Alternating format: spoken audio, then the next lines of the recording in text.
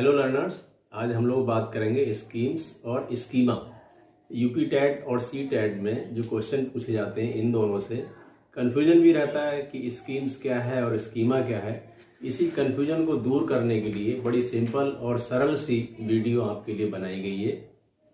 और लास्ट तक अगर आप इस वीडियो को देखेंगे तो अंत में क्वेश्चन भी दिए हुए हैं कि किस टाइप के क्वेश्चन आपसे पूछे जा सकते हैं और कौन कौन से उन पेपर्स में आते हैं। स्कीम्स और स्कीमा का जो टीईटी में मोस्टली पूछा जाता है, तो हम लोग देखते हैं कि स्कीम्स क्या है। पहले स्कीम्स के बारे में जान लें। जैसे यूनिवर्सिटी की एक स्कीम होती है, जैसे बोर्ड परीक्षाओं की एक स्कीम्स होती है कि पहले फर्स्ट पेपर होता है, फिर सेकेंड पेपर होता है, फिर थर्ड होता है। इस तरीके से हम लास्ट पेपर तक पहुंचते हैं। स्कीम जो है वो व्यवहारों का संगठित प्रतिरूप, ऑर्गेनाइज्ड पैटर्न है, जिसे कि आसानी से, सरलता से दोहराया जा सके। मतलब जिसको आसानी से हम रिपीट भी कर सकते हैं। आज किया है, कल भी होगा, फिर वो परसों भी हो सकता है। जैसे कोई स्टूडेंट है या कोई टीचर है, वो स्कूल जाने के लिए कोई स्टूडेंट तैयार होता है। मान लो उसको इसका टारगेट है, उसका लक्ष्य है कि उसे स्कूल जाना है, तो सबसे पहले क्या करेगा? उठेगा, ब्रश करेगा, नहाएगा और यूनिफॉर्म पहनेगा और फिर वो शूज पहनेगा, तब जाके स्कूल पहुंचेगा। तो इस तरीके से कह सकते हैं कि ये जो काम कर रहा है बहुत सारे एक लक्ष्य को प्राप्त करने के लिए, तो उसका ऑर्गेनाइज्ड पैटर्न है, एक संगठित रूप है, यही स्कीम है। तो एक संगठित पैटर्न होता है जहाँ बहुत सारी एक्टिविटी, बहुत सारे क्रियाकलाप इकट्ठे होकर एक सीक्वेंस में चलते हैं और एक नई चीज को जन्म दे देते हैं। या मान लो कह सकते हैं जैसे कि आप साड़ी देखने जाते हैं, दुकान पे महिलाएं जाती हैं, तो वो कहता है कि दुकानदार की एक न्यू पैटर्न है, मैम ये ले लीजिए, एक नया पैटर्न है साड़ी का। तो साड़ी पहले से तो है ही है, उसके साथ में कुछ नया और जोड़ दिया गया है। यानी कि ये जो बिहेवियर है, ये जो कार्य हो रहा है, वो ऑर्गेनाइज्ड है, आयोजित किया गया है, कि हमारे द्वारा आयोजित किया गया है या किसी दूसरे के द्वारा आयोजित किया गया है। Organised pattern. स्कीम्स का संबंध जो है वो मानसिक क्रियाओं या संक्रियाओं, मेंटल ऑपरेशन से है। हम बात कर रहे थे कि मानसिक क्रियाएं क्या होती हैं, मानसिक संक्रियाएं क्या होती हैं, क्योंकि पहले हम स्कीम्स को जानने से पहले उसकी जो टर्मिनोलॉजी है, जो छोटे छोटे शब्द हैं, उनको भी जरूर जान लें। जैसे मानसिक संक्रियाएं क्या है? जब बालक किसी समस्या के समाधान, जैसे छात्र द्वारा स्कूल जाने हेतु किए गए कार्य, इससे पहले हमने एग्जाम्पल दिया था ना कि जब स्कूल जाएगा छात्र, तो उससे पहले वो उठेगा, फिर ब्रश करेगा, फिर वो सुबह का नाश्ता करेगा, नहाएगा, धोएगा और इस तरीके से जूते पहनेगा, यूनिफॉर्म पहनेगा और फिर वो जाके कहीं स्कूल जाएगा। तो हम वही बात कर रहे थे कि उसके हेतु पर चिंतन करता है, तो वह मानसिक संक्रिया कर रहा होता है, क्योंकि उठते ही तो सब शुरू नहीं होगा, उससे पहले वो चिंतन जरूर करेगा, सोचेगा कि पहले मुझे करना क्या है।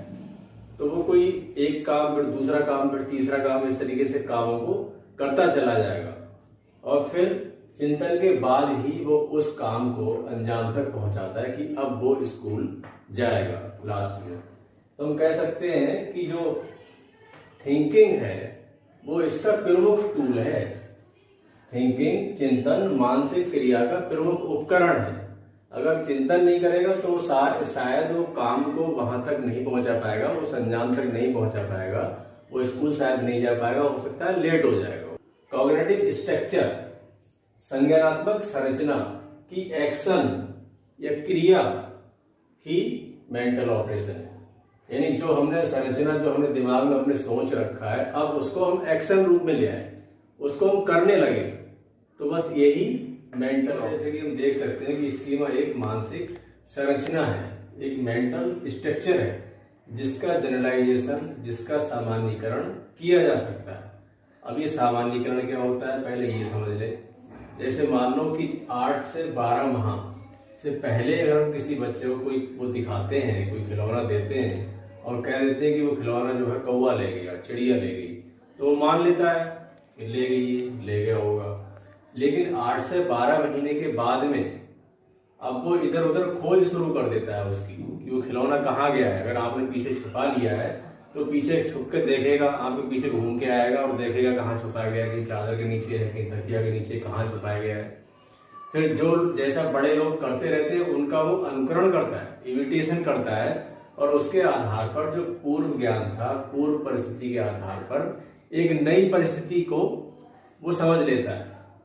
जो पहले उसने सीखा था, जो पहले जाना था, उस पूर्व परिस्थिति के आधार पर एक नई परिस्थिति में जनरलाइजेशन कर लेता है कि ये चीज यहाँ छुपी हुई है, कि यहाँ रखा हुआ है। जैसे एक बार एक जो है माँ बच्चा दोनों लोग खड़े हुए थे रोड पे, उसके पास से जो है एक बकरी का बच्चा निकल के जा रहा था। तो बच्चे ने कहा कि अम्मा ये कुत्ता। नहीं बेटा ये कुत्ता नहीं है, ये बकरी का बच्चा है। ये बोले नहीं ये कुत्ता है।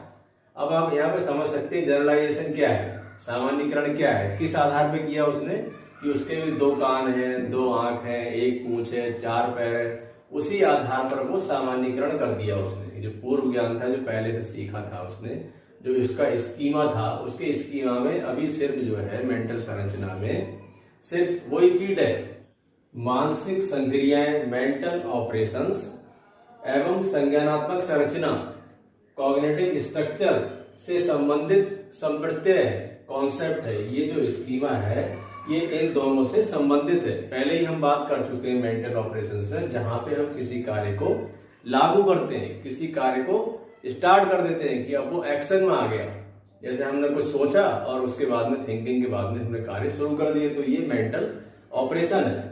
और मेंटल स्ट्रक्चर क्या है कि किसी बालक के मानसिक संगठन, मेंटल ऑर्गेनाइजेशन या एबिलिटी, योग्यता को ही कॉग्निटिव स्ट्रक्चर कहते हैं। ये क्या होता है कॉग्निटिव स्ट्रक्चर?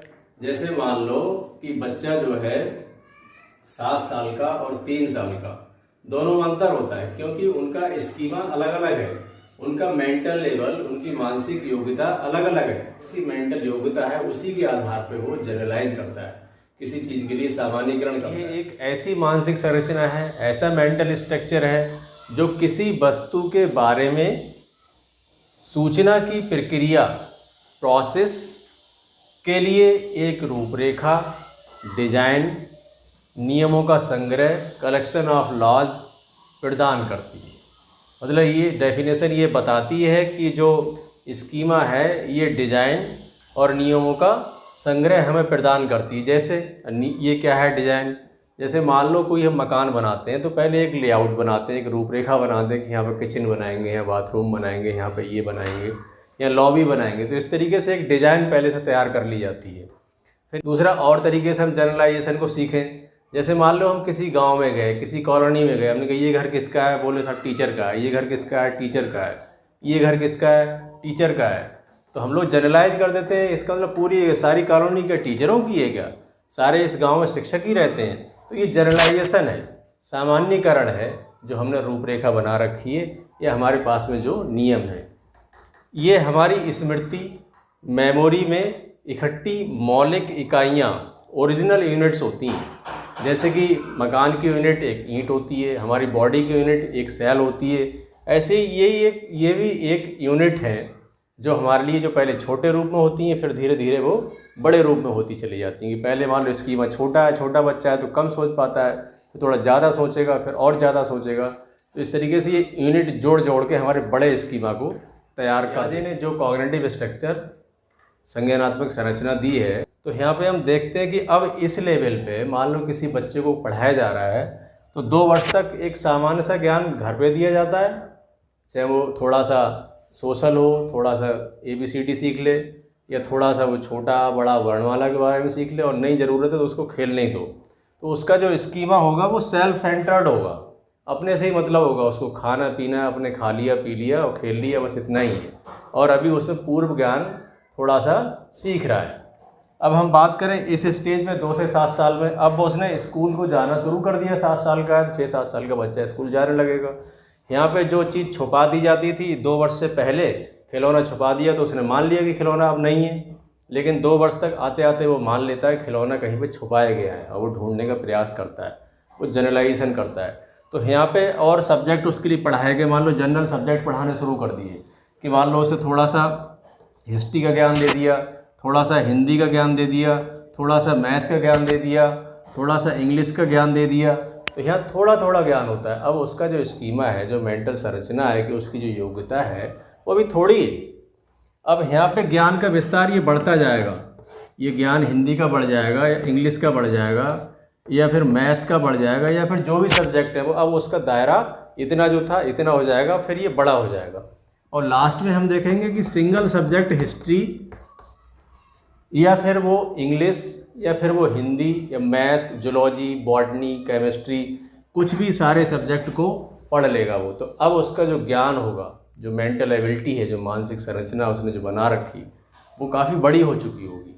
तो जो स्कीमा है वो पहले छोटा, फिर उससे बड़ा, उससे बड़ा, फिर बड़ा, इस तरीके से हमारा स्कीमा, हमारी मेंटल इमेज, हमारी सोचने की क्षमता धीरे धीरे बढ़ती चली जाती है और हमारा दायरा, मानसिक संरचना, मेंटल स्ट्रक्चर बढ़ती जाती है। स्कीमा और स्कीम संबंधी जो डाउट्स हैं, जो कन्फ्यूजन है, उम्मीद करता हूँ वो दूर हो गए होंगे। और आगे वीडियो में कुछ क्वेश्चंस हैं जो दिए गए हैं, परीक्षा उपयोगी रहेंगे आपके लिए। तैयारी करते रहिए। Best of luck.